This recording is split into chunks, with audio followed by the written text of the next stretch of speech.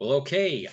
Welcome. This is Kerrick, the Realtor with MVP Realty, and today I just wanted to share with you a little bit of Marco Island Marco Island Geography 101, if you will. I just thought I think this is useful information. So if you're considering buying a property down here, I think it's important that you kind of get to know the area a little bit. So I want to look at things. I'm going to talk about just the water frontage and some of the close by water attractions. Might even share with you some of my favorite fishing spots as well too. So, but don't tell anybody. All right. So let's jump in. So as you see, this is Marco right here, and Collier Boulevard comes in from the north, cuts across, and then runs down on the west side of the island there. So you got the JW Marriott, Hilton is right over there. The main beaches, this would be considered the North Beach. That's where South Sea Tower, Tiger Tail Beach, and all that other area is here. So Tiger Tail is considered pretty much from here right over to here is all considered Tiger Tail Beach. Then Residence Beach is right about here. You can see the wide open space there. The Marriott's down there, and then that's considered South Beach. Now, quick little note: lots of people ask which beach is better. From from the from the beauty standpoint of it, I think they're both gorgeous beaches. Pure white sand there. It's easy on the feet there. It's not very shelly, so you can walk on it with no shoes on. Um, but on the subject of walking, there's a lot more beach geographically to walk. So if you've got kids in the cart, and you just parked a Tiger Tail over here, and you've got the wagon and all the other stuff that goes along with that. I know because I had little ones once upon a time there. That does not make for a very fun day. They're going to get cranky. Maybe the feet's going to start hurting, what have you. So this is a very long walk. Now, Tiger Tail, most people I see cut across the little lagoon there. It's really as harmless, but some people are not too comfortable doing that, even though I see lots of people doing it. So lots more sand, lots more walking when you go up here. And you notice if you look down here, it kind of fades out there. By the time you're down at South Beach, it's a lot less walking. Water quality and everything is all the same there. So it's just beautiful. Down here, it's important to note, even though this is on the Gulf side here, there are no beaches. That's just seawalls and riprap over there. There's high-rise, mid-rise condos over here. That's the boat channel that comes out. That's Caxambas Pass. So there is no bona fide beach. So just keep that in mind when you're looking at things there. When you're looking for, say, a beachfront condo, your beachfront condos are all here.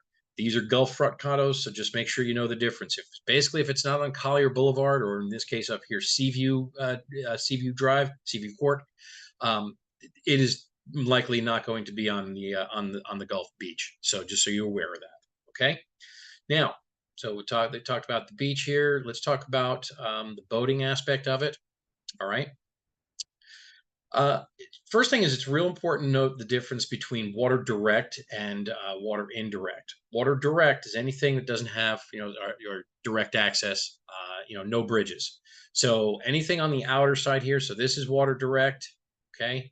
On these outer parts here, meaning you can have a larger boat there, and you don't have to worry about squeezing under a bridge. Typical bridges are about anywhere between 10 feet to, I think, 15 feet is the one that goes over Collier Boulevard. That's over here.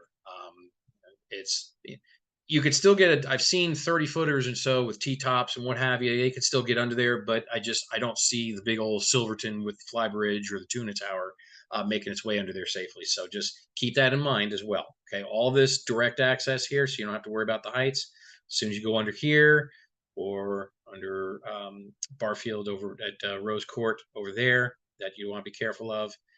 There's also another bridge under Barfield that goes in here. This is over like near the golf course, and over Bahama Avenues over there as well too. So beautiful houses, beautiful water frontage. The same goes for over here too. These if you're north of Winterberry, south of San Marco, you just have to make sure you're aware there is another bridge there that you have to be aware of. So again, larger vessels not going to work out. There's one here. There's also a bridge. Sorry, not that's direct. I'll put you out in the bay. And under Winterberry, there is a bridge under here. There is no bridge, and I know it looks like the whole thing would go straight on through, but there is no bridge under Marco Island. San Marco Road. So keep that in mind. It's a straight continuation. So it's either they're all going to go over here, or if you're over here, if you're on the north side of San Marco, which is the center run across there, um, you're all gonna exit out into open waters via Smokehouse Bay and then through Collier Bay and then out past Tiger Tail and the Snook Inn and all that right up here, and then that's the mouth of the river. If you're down here, you have to spill out over at Caxamas Pass. Now, both of them have their advantages. I think they're both beautiful. I think all of them are beautiful waterways. But just so you know, if you're, let's say, for example, you want to be close to friends, that you have friends that live up here, you buy a house down here. If you want to boat over to their house, for example, if you want to do that, you would have to go all the way and around. And that's a long time. That's a long trip. So just be aware of that. All right, so we got that. So that's the difference between water direct and water indirect. Direct, no bridges. So this is all water indirect over here off of Barfield. That's along the riverfront, the riverside. This is all water direct from Winterberry south. And these are probably the most sought after and probably the most expensive as a result of being sought after waterfront properties. Here, you're hard pressed to see a whole lot less than about $2 million. Okay, and if you do see something, in about in the lower range there, it's a good chance it's going to be an older tear down type of home there, or it's going to need extensive amount of work there. So just keep those things in mind. This is Roberts Bay. These are the estates, and this is the bay inside of the estates here. So that's the end of Barfield. That's South Barfield Road and Inlet Drive, Scott Drive over there. There's also very high end properties over here as well. All again, water direct, no bridges. Surprisingly, on this side of the in the bay, in Barfield Bay over here, surprisingly, I wish that sign would go away. But surprisingly, there is not a whole lot of bayfront, waterfront homes here. There are a handful, down here. But most of this over here are mangroves. Once upon a time, these mangroves were pre-platted. They're still there. They were pre-platted. They were going to be roads, and they were going to fill it in and add more waterfront properties. But I believe the state put the squash on that many years back during the Deltona original phase of development. So keep that in mind if you're ever looking at the tax plat map there, or if you see somebody trying to sell one of those lots, because there's a few of them that are still owned there. Use caution, because I really don't know if you're going to be able to do a whole lot with those. But anyway, yeah. So most of these are mangroves. There's the houses. There's only just a couple. They're up on the hills and what have you, which are also really neat because the hills are actually pretty high there. They were made of shell mounds going back to the Calusi Indians back in the days. Over here, this is Key Marco. This is a gated community. This is a very unique community, very hilly. There's a lot of history here. These are pretty much from about here on down are all single family. They're about acre lots. These are not on waterfront, but there's nothing that's going to be built behind them. So it's more of a nature waterfront. But here's the cool thing. Very low fees in there. I think they're under $200 a month. And you have access, if you own property in here, there is a marina and you have rights to, it's first come, first served, because I don't think there's enough slips in there to service all of the properties. But you do, if you claim the rights to it, you can get a slip in that marina that's down right about here. Okay. And then again, this is a great, great spot. You got a shallow water boat, a flats boat, something that doesn't have that much of a draw, trolling motor, all the whole 9 yards. There's some great red fishing and snook fishing in here. I've heard tarpons running there from time to time as well. These are all really, really great spots. My wife, who always manages to outfish me, she caught not one but two giant black drums right about here when the tide was coming in there. I guess we caught a school of them. I was fishing the mangrove. She's fishing the channel, unbeknownst to me, and I used to always get on her case about that. But yeah, so that happened, and that was right about there. So little tip for you: don't tell anybody, okay? Just between us. So these are all great waterways over here. If you're not into the fishing side of it and you just want to go out cruising there and do the old Marco Island circle, keep in mind here, start from, say, Snook Inn, for example, and you want to go From here over to, let's say you're over in this area here and you're going over to say Stan's on Sunday, or any of the other places in Goodland. This run is about a half hour. So just allow for that. That's a pretty good run there. If you do this run, if you go the entire circle, you go down the river, which this is a beautiful waterway, by the way. You do have to go slow through here through Goodland and all around, and then you can speed up right about there. And then you could follow the channel around. That's Coon Key right there. Another little great spot. You could go through there. There's a channel goes around and then loops here. Let me just lift that up real quick. And that you could go down to Cape Romano. But if you didn't want to stop and you just did this nonstop, this is about a 2-hour run to do the entire circle. Just FYI, in case you're thinking about doing that. I would also keep in mind this is the Gulf of Mexico, so if you do want to go out there, keep an eye on the weather, keep an eye on the wave heights. There are times that it's like glass out there. There's other times that you've got you know four anything about 3 foot, 4 foot is going to get real choppy for you, especially if they're short in short terms, because the waves are closer together and your boat's going to just smash a lot. So just make sure you're aware of that. Okay, so here's something I want to share with you that's real cool. And it really only benefits you if you live in this vicinity or somewhere around here. But right under this bridge there, you had right at Collier Boulevard, right by opposite the Esplanade there. That's the Winn-Dixie. Winn-Dixie actually has a dock, which I think is really which has so if you live north of San Marco, anywhere in here there, and rather than run to the store first thing in the morning there to then load up, the next thing you know, it's 2 hours later before you hit the water.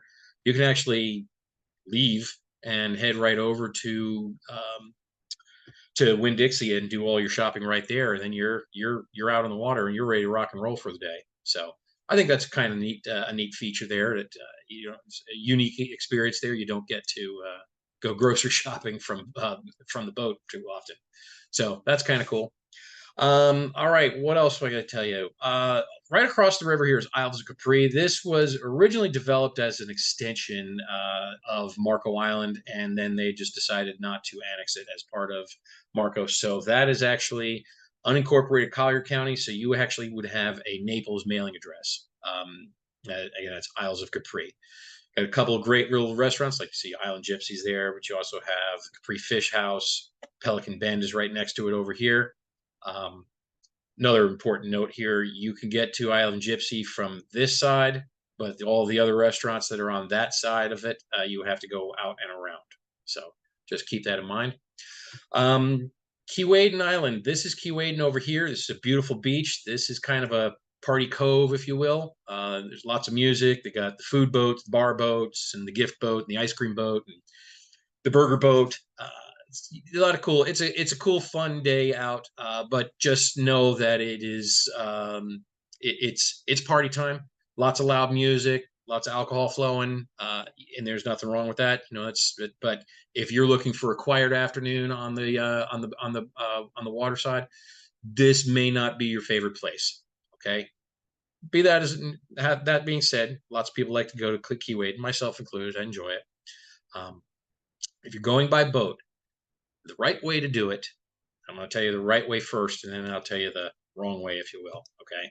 The right way, the right way to do it, if you're following channels so that you're not risking running aground, hitting the sandbar, damaging your boat,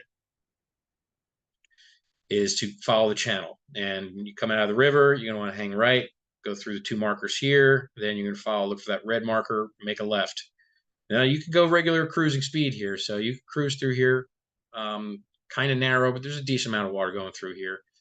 It hooks right, and it makes a hard left here. It slows down to no wake zone or slow zone right here. Then you want to go out, make a left. You can cruise over here, and then you got to slow down right about there. And you're at Keewaydin. Okay. So now, shortcuts. If you're a boater, you do a shortcut. If you don't know, don't go. That's kind of, I really didn't mean to rhyme there, but You know, I was with a friend a couple years ago, and once upon a time, I knew that when the tides are right, you can go through there, but you're going to want to use caution. There was one time where the tide, where the water, the land masses shifted so much so that we were less than knee deep water, and I ended up turning up bottom, and we actually walked from here to here pushing the boat.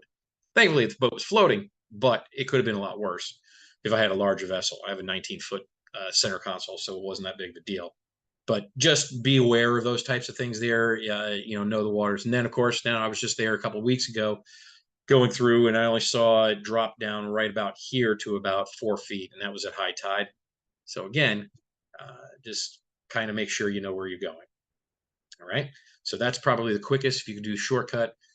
Another cool little thing, if you like to do tubing, water skiing, this is all deep enough water in here. People like to go back and forth and cruise back in here, jet skiing a lot.